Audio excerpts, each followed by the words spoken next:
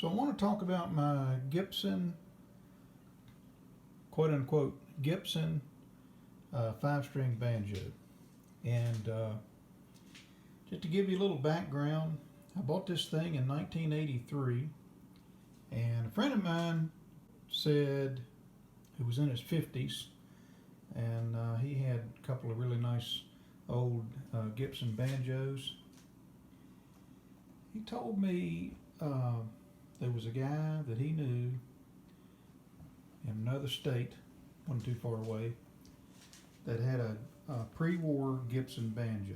Now, of course, in 1983 and in those years, everybody had a pre-war Gibson banjo. And but nonetheless, I was playing a really junky mail order J.C. Penney banjo, and I was kind of getting started, learning how to play, and it was time to move up to another banjo, and he knew it, and I feel he was an honest man, and he knew the guy that sold it. But again, everybody had a pre-war Gibson banjo back then, so I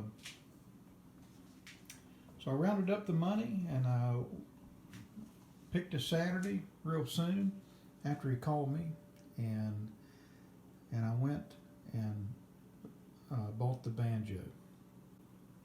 And so what I'm going to do is just talk about what I think I got. There's an interesting part of this banjo I want to show, and but let me talk about some things I think it is, and some things that I know it is.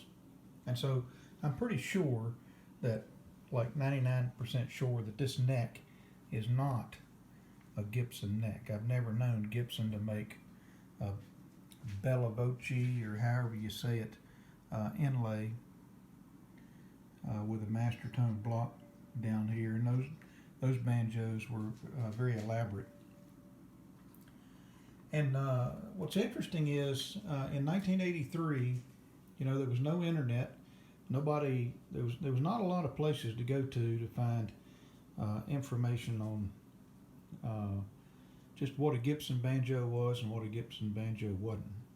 And I've been looking at this banjo here in the past month or so, and putting some posts up on the Banjo Hangout, and reading a lot, and it's just amazing, the internet and the information that's there.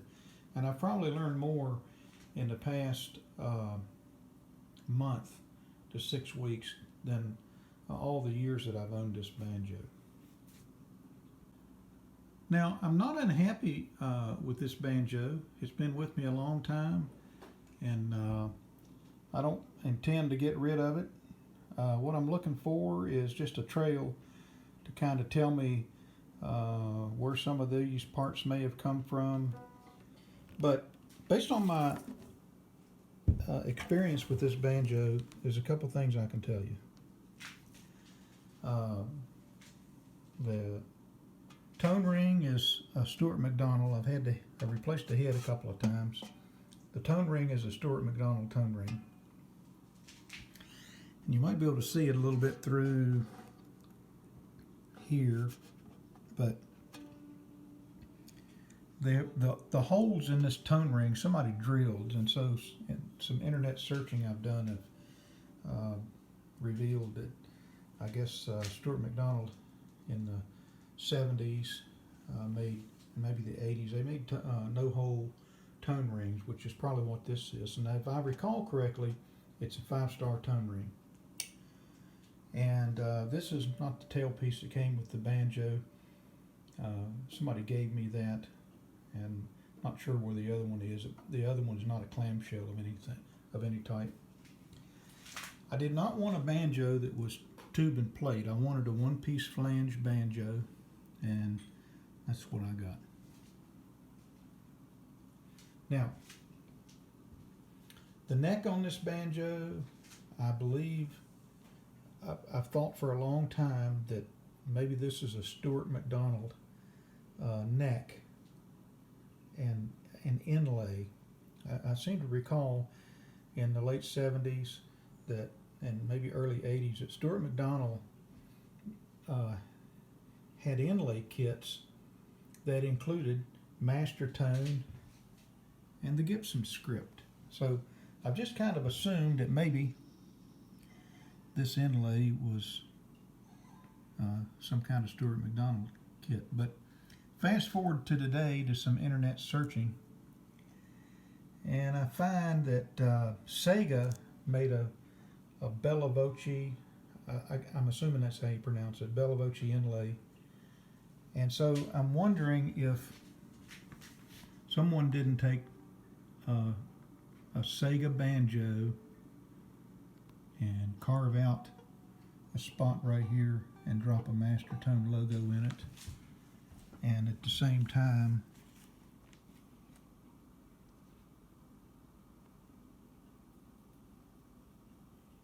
drop a Gibson logo in there. And anyway, that's a good look at the head. And now these are Sonny Osborne ugly tuners. I probably should have taken those off for this video. But the inlay is not bad. The fit and finish on it, it's not bad to my amateur eyes. The neck is kind of fat, and I think that this is a mahogany neck, but I really don't know woods, and I couldn't tell you if you put a gun to your head, to my head. Given that it's a one-piece flange, the Sega Bella Voce banjos that I've seen on the internet are all tube and plate, and this is a one-piece flange. The resonator on this banjo, not sure what kind of resonator it is, but you know, the concentric rings don't strike me as Gibson. You see how they're from the outside in, it's white with a thin ring, and then white and another thin ring to the inside. In other words, those rings are not centered with respect to each other. And you know, I don't know if this resonator has been refinished. The cutout on it, I'm not sure what the deal on that is. If it was cut out for a different banjo neck. I'm thinking that maybe this resonator might be a Sega resonator too, but I really don't know. I've got the thumb screws off, and again, I have no idea where they come from. You know, were these Stuart McDonald screws, or they Sega screws, or they Gibson screws? I have no idea. But when I was sold this banjo, you know, I was told it's pre-war Gibson. And, you know, I joke with people, and I put a thread up on Banjo Hangout and said, you know, if you got one screw from a pre-war Gibson, does that mean the whole thing is pre-war Gibson? So what I'm going to do here is lift this off, and we'll look at the resonator for just a minute. Before I go too far, I just want to, I'm sure somebody's noticing, this is a really filthy banjo, but and it is. But I like a banjo that looks played and is played, and so I don't clean it up purposely for that reason. Maybe I'm a little superstitious. Clean it up, maybe it has an effect on the sound, but even the inside of my resonator here is kind of dirty. But there's the plies on the resonator, and it looks like it's been cut down, maybe to fit the heel on this neck. As I mentioned, it has 4 screws. I just don't know what the story is on this resonator. What's unique about it is it's painted yellow inside, and I don't know that I've ever seen another banjo that had yellow paint on the inside of a resonator, but maybe somebody has. I don't know.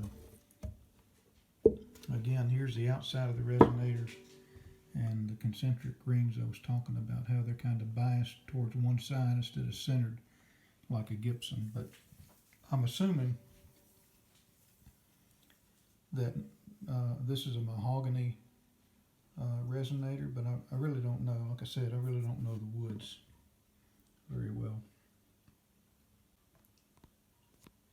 So now we get to the part of this banjo where it starts to get a little interesting. Let's pick this thing up and I kind of lay it over on its side here.